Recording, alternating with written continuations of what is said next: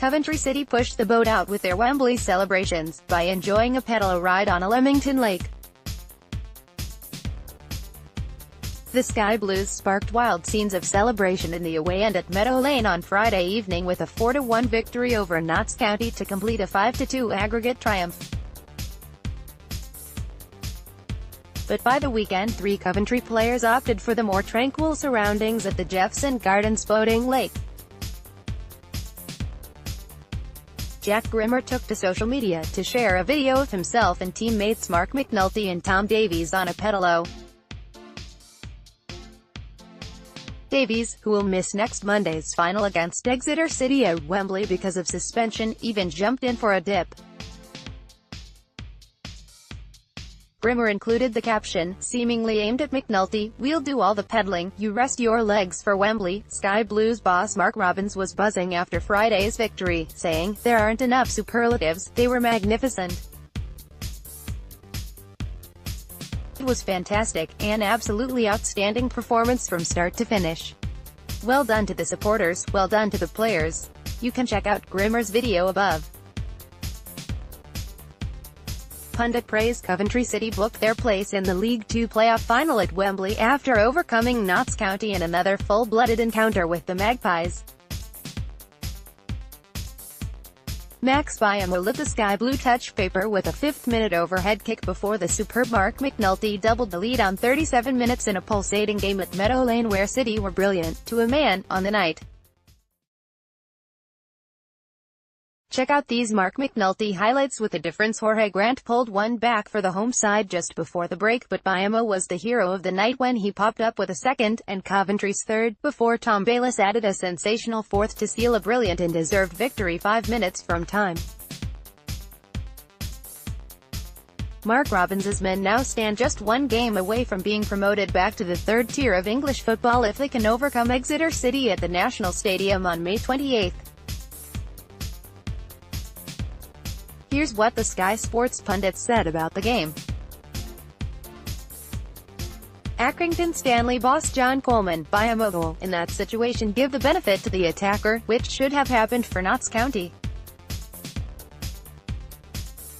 If you're not sure, and it's a tight decision, give the benefit to the attacker. It is quite difficult, when the centre half comes out and the forward comes in, it's difficult to get that right.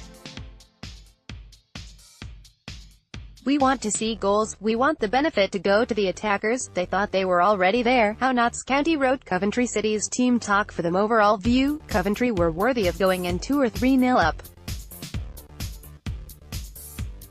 As it was, they went in 1-0 up. In the second half, Coventry couldn't keep the ball and Notts County were coming back. They made chances and they scored a goal. It was a good goal. But on the balance of play, I don't think anybody could be bothered about Coventry winning. Sky Sports pundit Don Goodman, decisions. I think they were the better team. I think they've had a bit of a helping hand and you have to have sympathy for Notts County.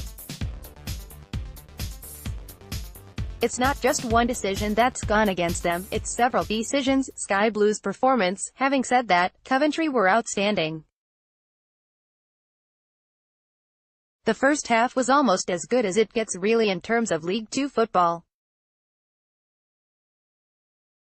I just had a weird feeling. Coventry City stars Wembley ambition, passing, movement, controlling the game, creating chances and looking a threat.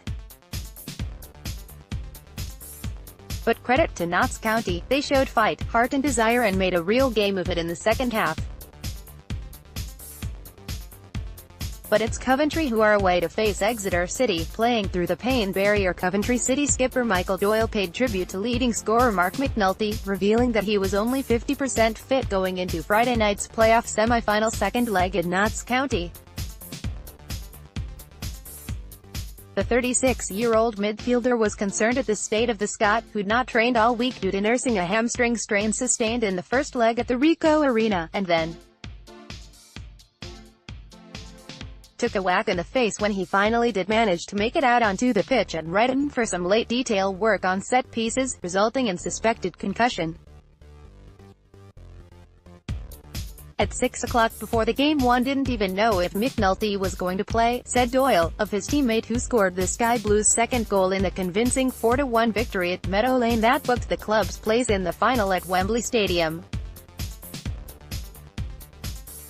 He shouldn't really have played. He got a hamstring and hadn't trained all week and then got a knock in the head on Thursday, and I was worried, thinking he's not right and it was going to be a case of trying to get him through it. But his movement was unbelievable, frightening. And yet he shouldn't have played, but that's the character of the lad and where he's from. McNulty went against medical advice earlier in the season when he played with a fractured wrist and loose front teeth after they'd been pushed back in his mouth in the heat of battle. "It's what he's all about," said his pal, Doyle. "He wants to play and wants it so much. People don't realize it, but I genuinely believe in my eyes that he was only 50% fit tonight, and I went into the game thinking, he's going off after 15 minutes, but what do I know? When you have got movement like that, you don't need to be quick. Movement is different class." Max Biama was unbelievable too. He doesn't do tap-ins and it's just great for him, scoring 2 on the night. "We have got one more game to go, but when you play like that, they are unplayable." Comments *. We have taken the decision to disable the comments function on Coventry City articles due to an ongoing problem of users failing to adhere to our rules of conduct and the persistent abuse of the section by one or more individuals hiding behind a string of anonymous accounts. We still value your honest and passionate opinions and would urge you to continue to have your say on our Coventry City Facebook page, which can be found here. Comments will be far easier for us to police and cannot be blocked or removed by fellow supporters. Only we will have the power to hide comments. We would like to thank the majority of Sky Blues fans who have been using the comments section in a correct manner to have their say on their team, and we hope you will continue to do so on our Facebook page. We have also set up a Facebook group which you can use to share posts on your team, which can be found via the link here.